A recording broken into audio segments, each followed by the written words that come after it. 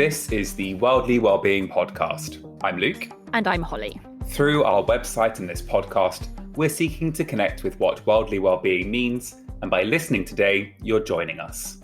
Today's podcast links to a blog piece you can find on our website, What I Loved and What I Learned as an Expat. Today we're going to talk about the experiences that we've had living abroad. So I used the word expat for my blog title. However, today you'll hear us using both this word and also the phrase living abroad, because we also recognise that the word expat is quite a complicated word. There's a lot of connotations and history attached to this, which can make it sometimes an uncomfortable expression to use. Yeah, I think for me, the phrase expat summons up a whole load of negative imagery that it never used to. I used to quite happily describe myself as an expat when I was living abroad. But in recent years, I've become aware that actually, although the term in itself doesn't have a negative meaning, the attachment that is placed on it can be negative. And I think often when we describe people who are expats, they're probably middle class, they're probably privileged. They're often white Western Europeans or North Americans, or perhaps from wealthier parts of Southeast Asia.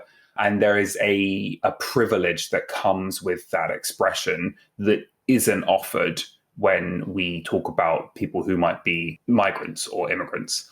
And although there are specific definitions about both of those words, actually acknowledging the problems of a word and claiming a new phrase as a way of properly describing an experience is actually very powerful. Even the word privilege, actually, I would use it to say it's such a privilege to live abroad. I feel lucky and it's an honour to spend time somewhere else. Yeah, because living abroad is a privilege that most people do not get to experience in their lifetimes. And acknowledging that privilege is really important. And that's not to make anyone feel guilty, but actually just saying, yes, by doing this, I have been in receipt of privilege. So let's start with the more personal aspects of living abroad. I have been lucky enough to spend a year living in Australia and 2 years living in Italy. Luke, for you?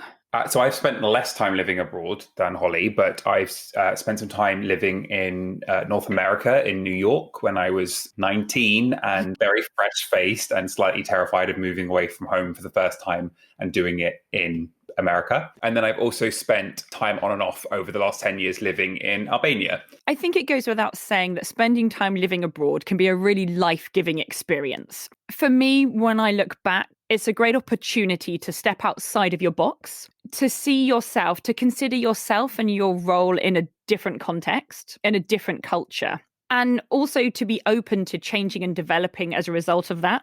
I really relished the fact that when I first moved to a different country, I was no longer the girl who was always late. I could be someone different. Living in Australia, where the culture is very much surrounded by nature, really gave me an opportunity to rethink of my role in the world in terms of the environment. Yeah, definitely. I think for me, what you're articulating is that the ability to be different and to experience difference, not only for yourself, but also for when you are going to a new place that is entirely different. And I found a freedom in being able to express myself differently, in interacting with new ways of doing things that were just so normal and routine at home, but were so vastly different to the way that I did them in my own country. I think even living in New York, I had to adapt to a New Yorker way of living, which was very different to my sleepy seaside town in the UK. So that opportunity for difference, that opportunity to grow and to be challenged, I think is really exciting. Yes, it's a really great personal opportunity. And I'm sure you felt this as well, Luke, that we've talked about human connection in worldly well-being. And certainly when you move to another country, when you don't know anyone else, those human connections are so important and so vital to that new life that you build there. And they also mean that you have a deeper understanding or an insight into what it really means to live in that country. Yeah, absolutely. Because I think the biggest problem that we sometimes find when living abroad is that these so-called expat communities all lump together and all stay together. But actually, one of the greatest advantages of living abroad is that you get to interact with people that are completely different to you. So do spend time with fellow people that are living abroad, but also spend time with people that are living locally and have lived there their entire lives. I've probably had some of the most informative and maybe challenging conversations with the bartender in my local bar in Rome, or the man who runs my favorite meat and cheese stall in the market. And so not only do you feel like you are becoming slightly integrated in a sense with that community, there's something really long lasting as well. And I find it really special. I could talk about Italy for days, but what I really cherished about Italy was that any relationship or connection with another person, however small, had some value. And even now, Lucy Babes, we've been back to Rome since then. But if we go back and we go into the ice cream shop, we're going to be greeted by that man who recognizes us for our love of cioccolato. And we'll be able to connect right back in with those people who make you feel special. For sure. There's a real sense of the power of human connection. I think I've experienced that not only in those relationships where you meet people in the encounters of day-to-day life, but also in the relationships and friendships that you build. And that has been powerfully lived out for me by the friendships I've built in Albania and the journey that I've had to go on in learning how to articulate my own self to those people. Albania is a very conservative country where it's not illegal to be LGBT, but it's still difficult.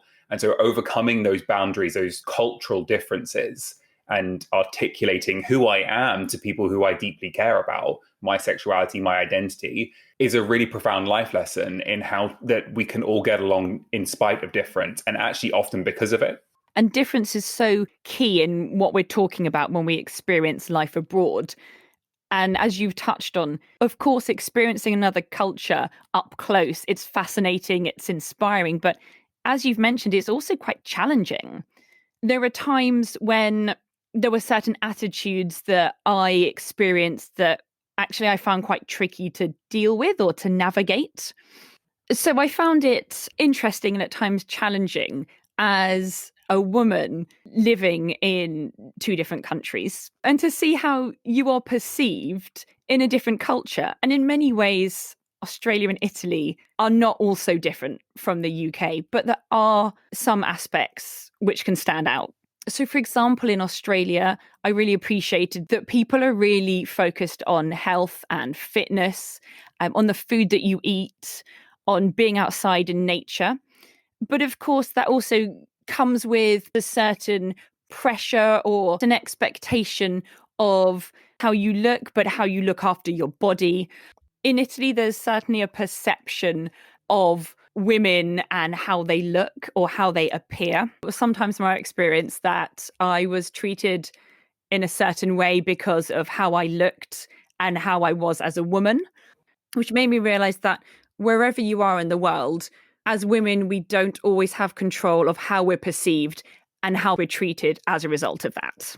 And that's really problematic and probably something that we need to delve into more deeply on another podcast, because actually I acknowledge that when I travel, I'm privileged because I have the ability to do that, but also that because my skin is white and that I'm a man, I'm treated incredibly differently to how perhaps someone like you, who is a woman, would be treated. And acknowledging that when we travel is so significant. The impact that we can have when we hold those items of privilege and say, this is who I am, I'm acknowledging those things. How can I pave the way and make it easier for people whose privilege is not like my own? And of course, these are challenges and issues that we face if we stay in our own home country and we don't move anywhere. The challenges that we have to deal with when we travel and when we live abroad. And that shows that the lessons that we can learn are global. It's not just about, I have to go to another country to experience these things, or I have to go to another country to grow and to understand myself better. But actually, there's a globalness to all of this that enables us to learn in a way that just 20 years ago we weren't able to do. Because global connectivity doesn't just mean getting on a plane or a train and traveling somewhere new. I think one of the biggest advantages that I've experienced during lockdown is being reminded of the power of the internet, the power of social media to transport you to another country, the power of a good book. Like, I have been loving reading some travel literature recently to not only kind of sate that urge to get abroad, but also to gain insight to other people's perspectives of traveling the world. And sometimes I read things that make me really uncomfortable and think, actually, I wouldn't describe that like that. And I wouldn't use that language, particularly when a book was written 30 or 40 years ago. But to gain a perspective that isn't your own can be done without leaving the country. Sharing stories with people that we've met and people that we know is a really valuable way of understanding different opinions and different places as well. Yeah, because we have to take the responsibility of learning and growing for ourselves on our own shoulders. We can't just expect the world to teach us all the time. And I think what travel does is remind you of that fact. But actually, when you can't travel for whatever reason, whether it's because of a pandemic or because your life circumstances means that is just prevented to you, we can still challenge ourselves and grow and learn. And I think what I've really realized recently, again, is the importance of just reading something that is slightly out of your comfort zone, or watching something that you wouldn't normally decide to click on, and understanding things from a different perspective.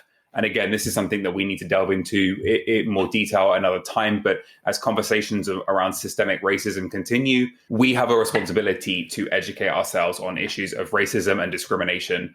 And we can do that in our own homes right now. Being open and receptive to a diversity of opinions and viewpoints is so important for us as people to set ourselves in a global community. We'd really love to hear from you as well. What are your experiences? Have you lived abroad? Have you experienced a different culture? Maybe from your travels or just from being at home? How have you been challenged about yourself and about your worldview? We'd love to hear your experiences or your opinions on this. So please share with us via our website, worldlywellbeing.org, or via social media. We'd really love to hear from you. And while you're doing that, please don't forget to subscribe to our podcast, leave us a review or a rating. That helps other people to find our podcast as well. And we'll be back with you next week for another podcast.